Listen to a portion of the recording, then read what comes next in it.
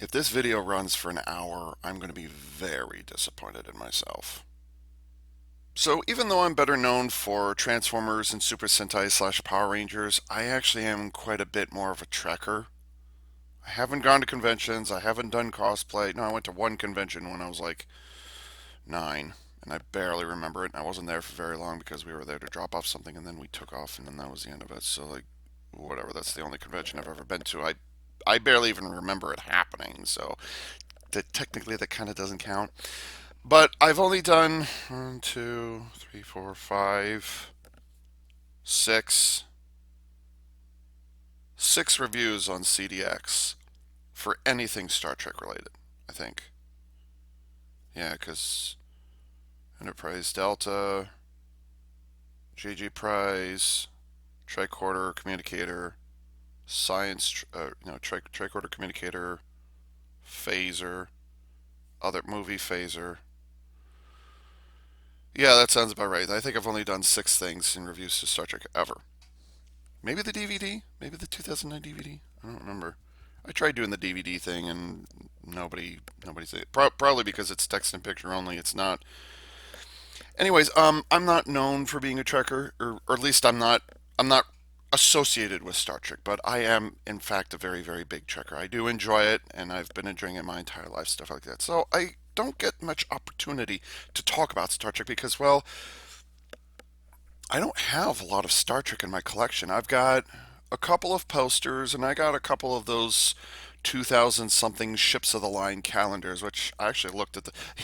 I looked at the most recent at the 2020 calendar for Star Trek Ships of the Line 2020. There's absolutely nothing in it from STD. Nothing. I love it. There's absolutely nothing in it from the upcoming Picard. I love it. There is no STD anywhere. There's Picard hasn't even showed up yet. It's nowhere to be seen, and it's hilariously bad. There's no T-shirts. There's no pins. There's no lapel pins or whatever. There's no model kits. There's no action figures. Yes, there actually are Star Trek action figures like posable, 3.5 inch. There's I a couple of weeks ago I did see STD season 2 at Walmart, and I was like, oh, okay, there's another STD in Walmart. I walked away. I just walked. Like, I didn't even touch the container. Like, I'm not gonna have anything to do with it. So that's literally the only physical evidence that STD exists at this point, and it was for season 2, which a lot of people hated. I doubt even ironically, the short tracks should be on DVD at this point. I think they're up to 5 or 6 short treks. They're only about 10 minutes long, and they're god awful. In addition to being like bad Star Trek, which they absolutely 100% are bad Star Trek. You can't even. It's Star Trek in name only. Okay. In addition to that, um, they're just bad television. Period. So. It's just so funny. Like, even the official Ships of the Line calendar, which has some beautiful fan artwork featured every single year, every single month. Plus, there's a centerfold of the other kind of sexy. Um, that the stuff looks great. So originally, when they were doing the Ships of the Line like 10, 12 years ago, whatever it was, it would just start out with CGI reinterpretations of moments from episodes or from movies, but then it eventually branched out into what if scenarios, and now it's just kind of straight up fan artwork. So whatever. Doug Drexler, who's one of the senior producers on, I think it was, he's the special effects guru or special visual effects or whatever it is for Enterprise and a couple of the movies, and also Nemesis. So he was involved in all those things. Even he was contributing to some stuff, and those stuff done in his own time, whatever. Um, but there's absolutely nothing in this 2020 calendar. That's the only physical evidence that STDs exist is that DVD container that I saw at Walmart a couple of weeks ago, and it was just sitting up there all by itself. I'm not kidding. I'm not kidding when I say this. STD is so bad. There was literally like not one space, between it and the next product, but like two spaces, two DVD case spaces on either side of it. And I swear to I would lay down good money that there was even a space underneath it. Like it was literally sitting alone on the top rack. It was on the top rack, and there was the Blu-ray edition, and there's the standard DVD version, and they were both full. It was as thick as the rack could hold it. That tells you how bad it is. That tells you how bad it is. Okay. So, uh, okay. So I need to get back on track here. So I don't get to talk about Star Trek very often.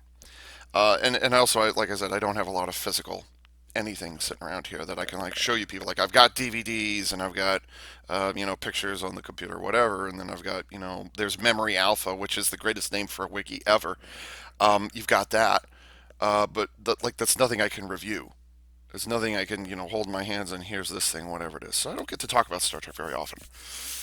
At least not the way that I usually talk about stuff. So, but anyways, narrowing this down, I have kind of a bittersweet love-hate relationship with Star Trek 2009. From this point on, I'm just going to call it 2009 because it's easier to it's because I'm not just going to call it Star Trek, Star Trek, Star Trek, even though that's the title of the movie. It's Star Trek in name only.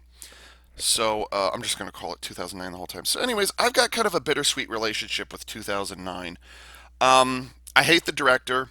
I hate what he did. I hate the Paramount Pictures Viacom split that happened in the early 2000s. I hate that because that's what ultimately set up for the JJ verse. The writing was not all that outstanding, although, well, half of the writing was not bad. The other half is, well, everybody knows the name of the other half of the writing at this point, um, because it's on the wall. But I wasn't entirely thrilled with some of the casting choices. Even though lens flares and camera shake and Dutch angles and even upside down stuff, even though that had been seen before in other Star Trek movies, 2009 was where it was most prevalent. And even Jar Jar Abrams himself said, yeah, we did kind of overdo the lens flare thing. Sorry about that." So they did tone it down for Star Trek Into Disaster 3 years later. 3 years later, yeah, I think so. Yeah, because 2009 came out in 2009, and then Into Dankness came out in, was it 2012? I think it was 2012. So yeah, it took up 3 years. Jesus. So, anyways, um, so there's bad things that I really don't like about 2009, and I could make a whole video that would go for longer than an hour about that. I've actually been tempted to do that. Get back to me on that, or keep pestering me about it, and maybe I'll do one later. Um, and then there's Into Dankness, which Jesus H Christ, and then there was Star Trek Beyond, which underperformed at the box office, but I kind of swim against the curtain and say it's underappreciated movie. I thought Star Trek Beyond was a good movie. Was it a great movie? No, no, no, it was no, it wasn't a great movie. But in the scale of Star Trek movies, all the way from the motion picture to beyond, of the 13 movies that we have so far, they're attempting to gain funding for a fourth film. They just announced it a couple of weeks ago. Oh, Star Trek, Jar Jar verse number 4 is on its way, so they're trying to drum up funding for it. But a lot of people are like, so. But anyways, but it'll have Chris Pine and Chris Hemsworth in it. But anyways, in terms of like from best to worst films, Into Dankness is obviously at the bottom. Um, I might put. I usually don't have to do a ranked list. I'll just put the ranked list over there, so like best to worst. Some of them are, like tied for second, tied for third, stuff like that. So you're going to see them in pairs or whatever it is. But anyways, yeah, there's the list of my favorite movies from top to bottom. Of course, Star Trek 2, The Wrath of Khan's going to be at the top, and right underneath it's going to be Star Trek 6, The Undiscovered Country. And then probably, I don't know the list, I'm going to have to think about this, but I think number 3 should be like The Voyage Home, or I got to think about it. But you will notice on this list over here that Star Trek Beyond is not at the bottom of the list just because it made the least amount of money of any Star Trek movie ever, including adjusting for inflation. It's not at the bottom of the list. It's actually like, 3 or 4 above. By the way, just for shits and giggles, I'm going to throw Galaxy Quest in there as well because it is a Star Trek movie. Shut up. So I kind of swim against the current when it comes to Star Trek Beyond. Like, yeah, it actually is a good movie. It's not a bad movie, but in terms of Star Trek movies, yeah, it does have some problems with it. But it also has some good stuff in it. Is it better than 2009? No, it's not better than 2009, which is ironic considering 2009 is pretty far down on that list. At least I think it is. I don't know. I don't have to think about it. And the list has been compiled after I recorded this, so whatever. But anyways, I enjoyed Beyond. There was some stuff in there that took me by surprise and not shocking. Like, how dare you violate the canon like that? Not nothing like that. Just kind of, huh? Okay, they did that. That's an interesting thing. So I don't. I'm not opposed to Star Trek Beyond just because it's part of the JJ. I'm sorry, the Jar Jar verse. So, anyways, I don't. I have like I said earlier, a couple of minutes ago, I have a love hate relationship with 2009. So there's stuff about it that I do like, but there's also stuff about it that just, oh God, why? And then there's stuff about it's like, what the fuck were you thinking? And then there's stuff like, oh dude, yes, absolutely. So it's the goods versus the bads that kind of sort of balance each other out, but a balanced movie does not for a good movie make.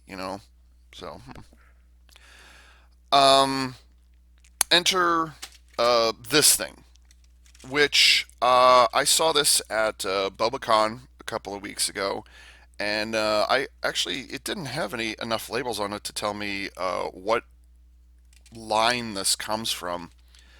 But it'll be my first experience with this company, and it'll be my first experience with this particular. I can't really call it a toy line, but I can call it a collectible line. This is the Eaglemoss Star Trek or Collector's Edition, whatever it is, USS Kelvin from the 2009 movie. This is the only picture you're going to see on it because the rest of it is just some stuff and some other stuff, and that's it. So that's the only picture you get. But again, this is a kind of sort of collector's edition. This is one of their.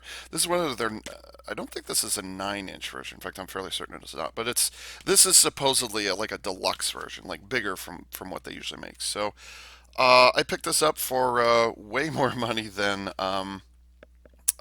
you would ordinarily have paid. But on the other hand, it is secondhand, so we'll see what happens. So this has already been opened up, and I had a chance to take a look at it a couple of weeks ago when I was at BobaCon. So I know what I'm getting myself into at this point, but I didn't look at it in any particular detail. I've seen the Eaglemoss Starship collection line or whatever it is. I've seen it a number of times, but I haven't gotten any until right now. So we've got a blank average ordinary. This is still sealed. That's surprising. Display stand. I wonder if somebody bought it and then immediately tried to sell it for a bigger dollar or something like that. And then my stupid ass came along and I'm going to need scissors and purchased it for more than it ordinarily would be, which is entirely possible. So whatever. The display stand is nice and heavy. It got felt on the bottom. Oh, it's got an unique ID number on it. So, but it also tells you exactly what it is, which one it is. So, yeah. But the top is definitely cool enough. It's got that cool die-cast metal that's been painted. I don't know. It might not be die-cast metal. Maybe it's a different kind of metal. Maybe it's pewter. No, I doubt they wouldn't use pewter for something like this. Yeah. Then there's a nice soft felt on the bottom. And then the display stand, which obviously starships don't have display stands, and obviously they're not going to have um, landing gear on them. At least for the most part, they're not. They're so used to hiding them in like oceans and lavas and shit like that. So is this as far in as this goes? So that's the kind of fork-ish display stand. So there's that. And then the only other thing that's in here, well, is that true? Let's see. There's no instructions for this because it's a single piece. Whatever.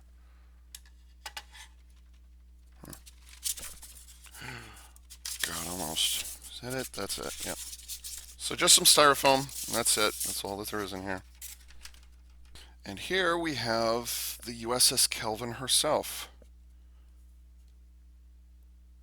which you see for all of maybe 5 minutes in 2009. But that's better than most grunt starships get. It's hard to hold the thing and show you everything. So there's a massive amount of stink in regards to um, a massive amount of stink in regards to the Jar Jar verse. I'm inclined to agree with most of it. By the way, let's see materials. The top of the saucer is diecast metal, but the bottom is ABS. The nacelle is ABS.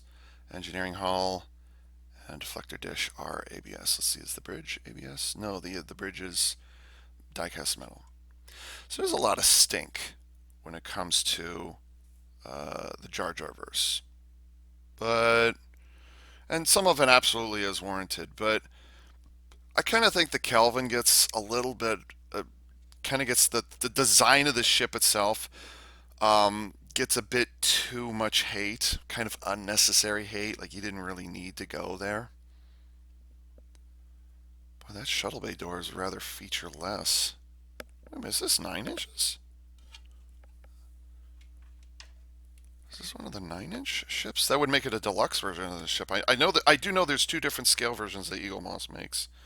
But is this a 9-inch version? And by the way, if they're 9 inches, it means they're not in scale with each other. Okay, so this is it's just short of 8 inches. So I guess that actually does make it a one of the deluxe versions because this is not in scale with or not. Oh, I missed something there. That's strange. Most of the details are good, but that's one they missed. Because ordinarily, for whatever reason in Star Trek, they have this issue of you've got to see the name and you've got to see the hull number. Okay, so that's been a thing since the 1960s. So whatever, and that's fine. Um, but usually, what ends up happening is you'll get the hull number somewhere else, such as right here. Usually, you see it on the nacelle, so whatever. So the idea is that you can see, with the exception of straight on or straight behind, you can see the hull number kind of from whatever angle you look at it. You can see it from this side, you can see it from here, you can see it from all these different angles. And you sometimes, not always, but sometimes the name of the ship is also featured beyond just right there. So sometimes you'll see it on the underside, behind the dish, the dome, whatever. Sometimes you see it back there. There's tons of examples. I'm not going to go through all of them here. But anyways, um, in this case, you've got very, very tiny, just above my fingernail there. Um, ah, it says USS Kelvin. Really, really tiny. Like even I can barely read it right now. So it's just going to be a couple pixels right there. It's going to be all smudgy and crap. Or not smudge, it's going to be real small. But there's not an associated hull number over here, which there kind of should be. Should be because there's a symmetry on one side or the other. The USS Reliant had the same thing where it was actually on the underside. You had USS Reliant on one side, and then you had the registry number for it on the other side. So I think it's 1824. It's something like that. I don't remember. Is it 1324 or something like that? But it was ooh.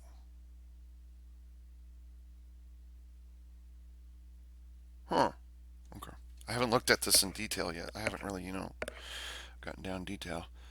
But anyways, that's a small thing. But here's the weird thing on the box. Does it show it on the box? Because that's the side. No, it's not there. That's strange. I wonder why they'd put it only on the one side. Okay. So this ship shows up in the first 5 minutes of the movie, so it's not spoiler or anything. If you haven't heard of the Kelvin if you're a Trekker and you haven't heard of the Kelvin by now, shame on you. In any event, oh, I see what they did there.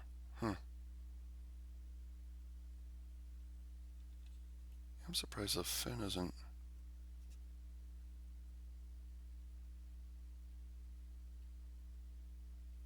split it right down the middle, and yet they only made it of a single piece. It's kind of sloppy. I'm not suggesting they should have made the whole thing out of die-cast metal, which would be nice, but kind of unnecessary. I'm not suggesting that, but because obviously, if the whole thing was die-cast metal, the engineering hull and the warp nacelle, not cells, but nacelle or nacelle, however you pronounce it, would obviously hang the ship. It would hang down like this, but so they're trying to avoid that. Whatever. It's not the grandest Starfleet ship I've ever seen before, but I'm not horribly offended by it either. I know there isn't a whole lot that I can show you here just because it's small enough. This, by the way, is a live example of why it is I don't make video reviews of things that are smaller than smaller than 4 or 5 inches, or in this case 8 inches. My CDX reviews, I never reviewed, Scout class or Deluxe class Transformers figures. I always reviewed Voyager and larger. And the reason for that is, you'll probably notice this entire time, every time I try to show you something, it's either a detail I have to get in really close, like this, and it gets blurred, or you see my hands are kind of all over the place as I'm trying to hold it in order to show you a detail. So the reason why I don't review things that are like deluxe class Transformer and smaller, such as this right here, is because you'd see more of my hands than you would of the actual product itself. So that's the answer why I never reviewed deluxe class figures.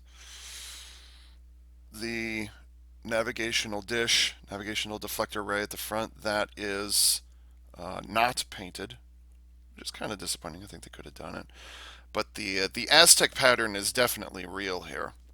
It's real. It's very real, and I kind of like it. It also has a bunch of deliberate scuff marks, like things have struck the hull over time. Just kind of slip past the deflector shields because why not? Or heat, heat abrasion, or things like that. So, oh, the view screen was painted yellow. Why would it be painted yellow? I expect it to be painted black. That's disappointing. It's the same as the navigation light on the top. Why would you have the view screen? Yeah, it is a windscreen. Why would you have the view screen, or why would you have the view screen painted the same color as a navigation light? That's my inner nerd showing. You see, they should have painted that black because it's very prominent. So they've got, in terms of hull detailing that I can actually name off the top of my head, they got some couple of bumps in random places. I'm not sure what all those are. It's little is it greeblies that you add to science fiction stuff to make it look textured. There's a couple of those things, but I do see two phaser turrets, or no, what are they called? Phaser ports, I guess. So they're just like on the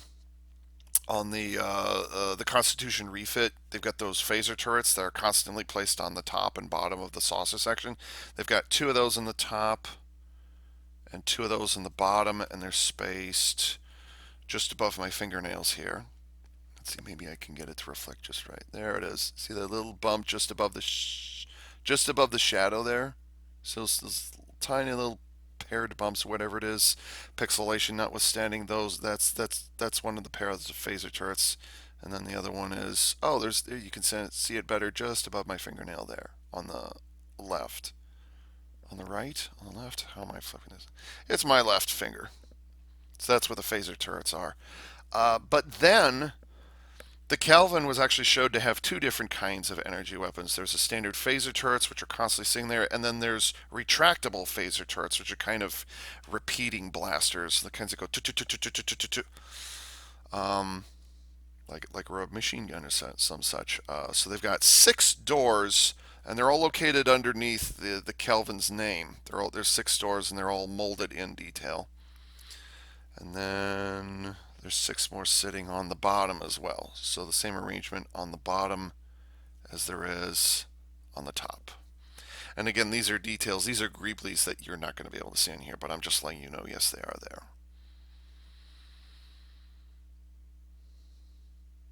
And then for whatever reason, I don't know. I don't know. And this comes down. This is the production designer from the movie who did this. This is not an Eaglemoss thing, but for whatever reason, they put um, the landing gear pads or whatever it is on the underside of the saucer. I'm not quite certain why they put those there. Clearly, it shows somebody who didn't fully understand or appreciate why those are even there and why they're even called landing pads. It's kind of long, thin, T-shaped molded details just under my fingernails there.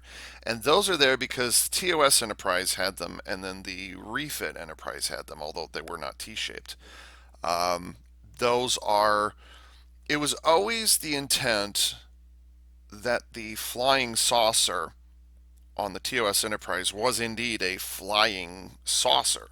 That's what it's called, the saucer section, the primary hull, stuff like that, is because if an emergency cropped up, they could evacuate everybody away from, well, the engineering hull. If you can imagine, this is the Enterprise. So we'll do it like this. Okay. Oh, that kind of looks like the Enterprise. Kind of.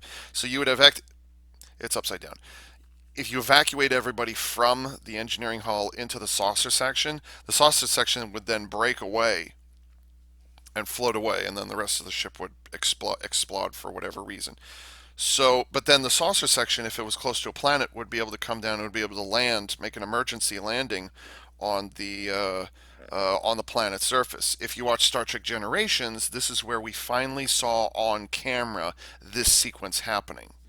Of course, it's not an ideal situation. The saucer section on the Enterprise D crashed as opposed to landed. It crash landed, it crashed, and was ultimately destroyed. So, rest in peace, Enterprise Delta. We hardly knew thee for 7.5 years. But anyways, those landing struts or the little landing pad thingies, they're right there, and I don't know why they put them on there because you wouldn't be able to the way the Kelvin specifically is shaped, you would have to separate two different sections of the Kelvin in order to get this to land. So I don't know why they put those details there. This is what? I'm looking at the Bussard collector on the front of the nacelle. It's clear. It's a clear dome, but then like the very tip of the dome has been painted. So like, why? I always understood it as kind of a kind of a reddish orange. That's what it's supposed to be, which is a reference to, because the Kelvin is supposed to represent the TOS era. That's why the saucer is really thin. There's not much gradient to it, and that's why it's kind of a featureless colors. You don't see as many vents. You don't see as much detailing. Now the what's it called? The Aztec pattern is definitely present, just because 2009 Special Effects Department shut your face. While that is present, it's more smooth in terms of the greeble that exist, and in terms of the types of lights and windows that they have. Which, by the way, the leading edge of the saucer section has no detail whatsoever. Hmm. Maybe they couldn't do it. There's an oh so slight slant to the saucer section. Oh so slight. And maybe like they couldn't, the way the thing was molded into place, maybe they couldn't get the windows in there. But I would have thought that they would then in turn paint the windows. Hmm. I kind of feel like the Aztec pattern is kind of unnecessary. It's a bit too prevalent. Although maybe it's to say that the Kelvin's kind of an older ship, so like the hull fractures and just the repair, the patch jobs and stuff over time, maybe they weren't worn out enough. Looking at the underside of the nacelle, there's a panel under here I don't recognize. There's a panel, there's a gray panel right there I don't recognize. Although now that I think about it, um, the Jar Jar prize. I'm more inclined to call it the Church prize, just because Ryan Church was the guy who designed the 2009 ship. So I'm more inclined to call it the Church prize. But anyways, or the Monster prize or the Jar Jar prize. There's a number of derogatory names for it. But anyways, they all have, the 2009 Enterprise had a panel underneath the nacelles. Actually, it was a grill on the underside there. But this doesn't have it. This has something different. It's not a grill. It's just some stuff that exists. So it's weird. They point out details like the navigation and anti-collision lights all over the place, but for whatever reason, the only one that they painted was at the top of the saucer section. So I don't know why they and again um, the Aztec pattern looks fine, but it's like, why would you pick out those kinds of details but not point out those? There's also some very subtle windows along the neck. I guess the neck here, and then the neck above as well. So there's some also subtle windows that have been painted in there. Painted, not molded, which is weird because they could easily have molded that kind of detail in. But and then the bridge is yellow for some reason. I don't know why. It should have been painted black. You know. What is this? The JJ prize? And then again, the shuttle bay which is molded as a separate piece, but the shuttle bay is very. How close can I get? It's very pixelated. I know, but there's no feature to it. There's no. You don't see rivets. You wouldn't see rivets, but you don't see any separation lines of any kind in there to note the different slats in the doors. The doors open up. There's no. You don't. There's no detail in there whatsoever. You also don't see, even though you can see the what's it called? The landing assistance lights that the shuttles will use in order to navigate themselves better. They're kind of like runway lights, except not. Um, that has also not been painted. I mean, they took the time to paint the what's it called? They took the time to paint the impulse engine, which is their sub-light engines. They took the time to paint that, but then they didn't paint that. So maybe it was too small a detail, like they're mentioning it, but they couldn't do it justice. Maybe that's what it is. I don't know. Oh, the ledge is part of the door. Huh. Or they molded it so both the shuttle bay doors and the little landing lights or whatever it is, which have not been painted, those are both a single piece. Huh. And then the back of the nacelle has blue molded plastic, or there's ABS plastic. It's transparent blue, just like the navigational dishes. Oh, but Ava, the Kelvin breaks continuity. It has only one warp nacelle, and Gene Roddenberry very clearly said it. They have to come in pairs. Shut up. Shut up. Looks fine. I don't have a problem with a single nacelle or three nacelles or four. I don't. Yeah. I mean, what is this? The USS Prometheus that had six warp nacelles on it. Please. What is this? I can't get my finger in there. No. Is that the kind of hair that says author's unique signature? I'm not. There's. I mean, despite the detailing of this particular statuette, I guess, despite the level of detailing, which I'm nitpicking that. Overall, I'm not like in terms of what the Kelvin does in the movie and what it looks like. I wouldn't have gotten this if I didn't like it. I'm nitpicking details that they should have done this and they should have done that in terms of what Eaglemoss has done. Okay, that's what I'm nitpicking. I'm not nitpicking what the does. Okay, maybe those two thingies under there. I am nitpicking that. So whatever. I'm not opposed to it. I wouldn't have bought this. I wouldn't have paid more than MSRP for this if I didn't like it, if I didn't know what I was getting myself into. So yeah, I'm not offended by the Calvin. Not at all. Not at all. In fact, I've had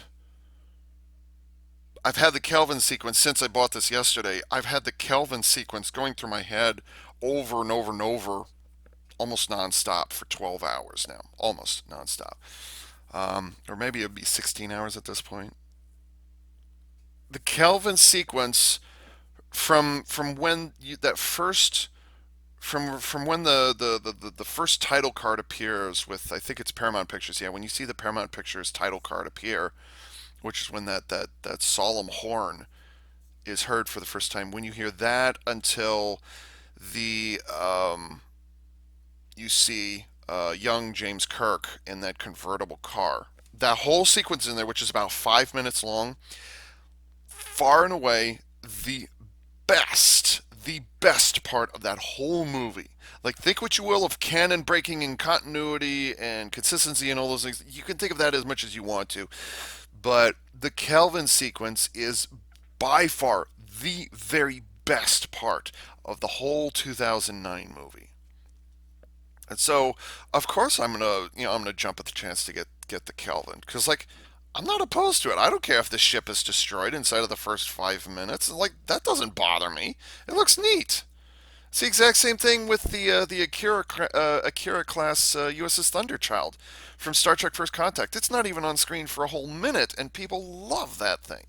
It's stuff like this that makes Trekkers who we are. We love our nitty gritty details. That's what makes Star Trek. That's one of the things that we nerds love. And we also distinguish between what was done for the movie or TV series versus what was designed for the physical media versus what was in print versus, we love those little itty bitty details. We love we love the surface detail, and we love the shapes, and we love debating these things. Like, believe it or not, I've got more beef with the 2009 Enterprise design just as it appears on screen and then as it is physically in hand.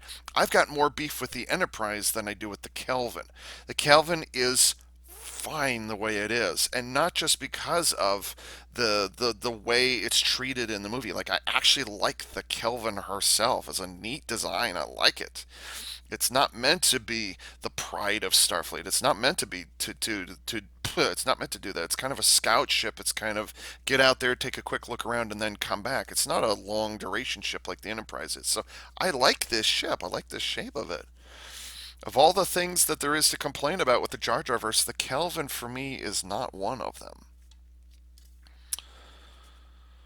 I love the Kelvin sequence. I don't think, like, aside from the fact that it's attached to the JJ verse, I'm sorry, the Jar Jar verse, aside from the fact that it's attached to that, is a great sequence. The whole first 5 minutes of the movie. There isn't a single thing that goes wrong in there.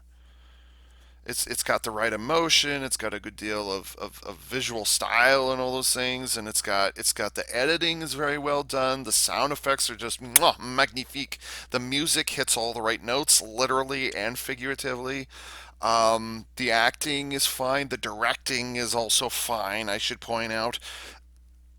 Jar Jar Abrams is known for starting things really well. He just doesn't know how to finish them, and he also happens to be a hack. See The Ruse of Soy Woker in theaters a week and a half from now to see what I'm talking about.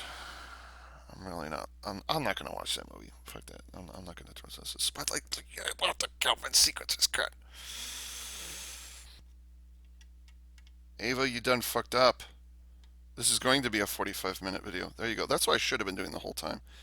Just holding it like this.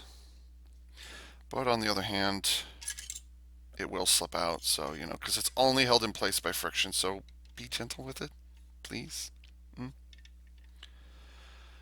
So that's it for the Kelvin herself. And I've been going on and on and on about that. Except I totally forgot there's this whole little magazine that comes along with it that I completely forgot about. So all of the Eaglemoss figures, at least the larger deluxe size figures or extra large figures, comes with one of these. All nice little glossy, shiny stuff like that. And it's specifically marked for each of the individual.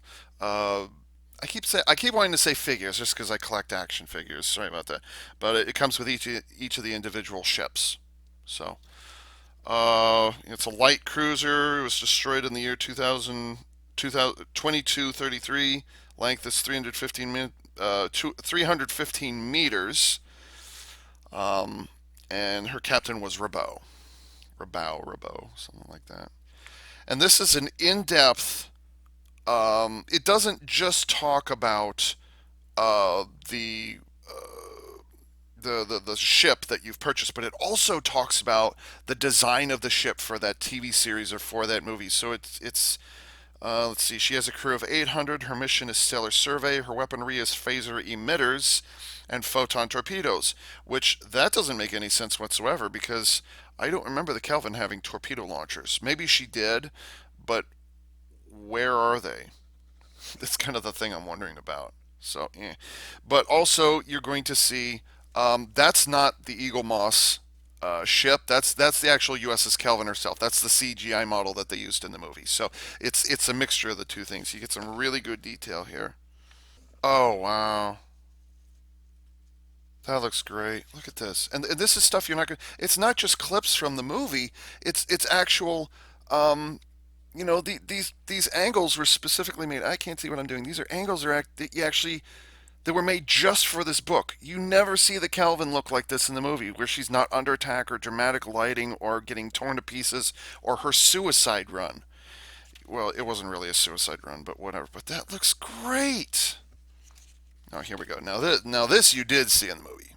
So there is stuff like that. It's like, yeah, it actually is the same ship. So, actually, they might have.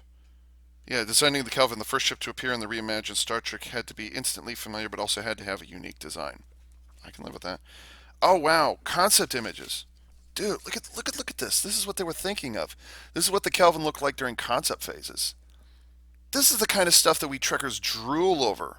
And Star Warsians and Whovians and all those others. We drool over detail like this. This is great. And then they narrowed it down. And obviously there's a lot of text in here I'm going to be reading later on. And I can't see my screen. There's a lot of detail in here. That's really great. Just designing the Kelvin herself. Oh, this is beautiful stuff. It really is. Boy, Eaglemoss going all out. That's the 3D model, untextured 3D model. Concept art of the bridge. I actually like the bridge design. It's kind of. It needed to be kind of industrial and kind of not dank, but definitely lower lighting levels depending on the situation. It needed that. Okay, here we go. Here's what I was talking about earlier when the Kelvin was supposed to be kind of TOS inspired. This is very much the TOS version of this ship. Like if she appeared in the original series in 1966, she would look very much like this. So that's obviously the direction they were going once they settled down on the kind of the general shape. It's like, okay, now it needs to look like it's TOS. That's what this is. It's Kelvin timeline, it's the Jar Jar verse, but still it does have that TOS shape to it. It has that feeling to it. So that's good. Wow. Oh, neat. And then they have the shuttle bay.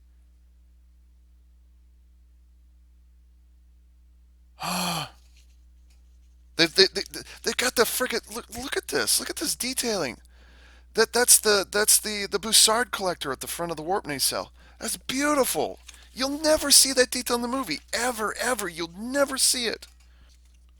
They even they even show untextured or incomplete texture, like the damaged versions of the Kelvin as she's being torn to pieces. Look at this. There's whoa. Like here she is kind of partially damaged, then here it is at the last seconds of her existence. Right here you can see a piece is torn off. That's great. Long after he had finished his work on the ship, Ryan Church, the guy who designed the Enterprise for 2009, revisited the Kelvin to design these Kelvin-inspired salt and pepper shakers that were used in the bar in Iowa. Oh, really? Whoa! If you look carefully, you can see the holes in the shakers and the S and the P that stand for which parts are which. Except the salt and pepper shaker. Oh, it was a single piece. I didn't know it was designed to come apart in the movie because they didn't show it in the movie. That's funny. It's kind of like Remember the Kelvin kind of stuff. Salt and pepper shaker from the movie. Except I didn't know they could separate in the movie. That's great. ILM worked their way through several different color treatments for the hull, including this very red version. The final version was a warm gray. This render also shows how the panels were carefully distressed to give the impression they were old and had been repaired, which is something I pointed out when I was looking at the ship here. It looks kind of patchwork. So it's not just the Aztec pattern of like what she looked like when she was brand new, but it's like, these are the various panels to show that she's been around the galaxy a couple of times, figuratively speaking, of course. Oh, I'm gonna eat this up. I'm gonna eat this up. The very last line here. In short, the Kelvin had accomplished its mission. It reminded us of Star Trek's past while ushering in a new era. While ushering in new era. Ooh.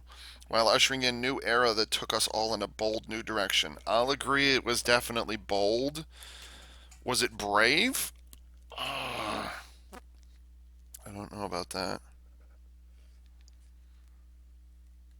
It's strange. I thought they were going to talk about the kit, the ship, or I thought they were going to talk about the thing. Oh, this is wonderful. This is great. Love it. Love it. Love it. Love it. Love it. Love it. So okay, there you go. My first Eaglemoss experience with a Star Trek ship. Yay! And again, I got it for a little more than market value or a little more than MSRP. But kind of at this point, well, first of all, the extra money was probably what Boba Khan was looking for. And they're like, no, we're not going to sell any Kelvin timeline stuff. Well, you will to me, at least in terms of the USS Kelvin herself, you will.